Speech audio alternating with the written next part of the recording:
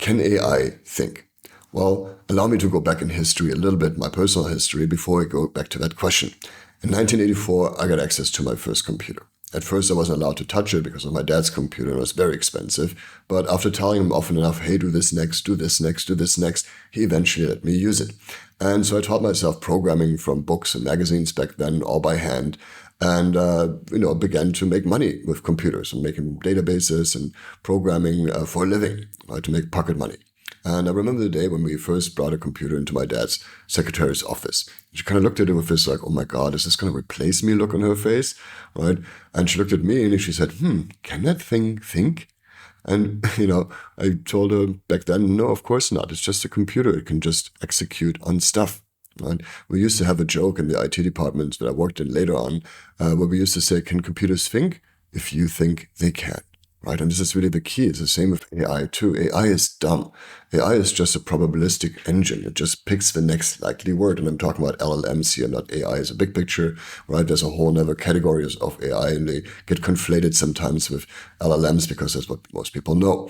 But an LLM just, predicts the next likely word or token even, not even word. Right? And so there's nobody home. Nobody understands what it's actually spitting out, which is why it can hallucinate, right? Because it's technically always hallucinating. It's always making up things that just simply sound like they should be the next logical answer.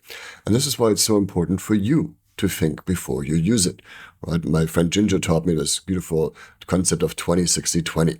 The first 20% before you even go and prompt anything are yours, right? Really think about what is it that I want to get out of this? What's a good example look like? What was the result that I want to go for here? What's important to me? What are good examples of this? Then you can have the AI do the heavy lifting, the 60% in between, and then the last 20% are yours again. Because in the end, you have to stand behind every single word it kicks out, right? You don't want to send workslop to people, right? Even with the bottom of a 𝘵𝗵𝗵𝗶𝗃 prompt still attached to it saying, hey, I can do this for you next, right? But actually think about what you're sending somewhere. Right? Because you can't abdicate ownership.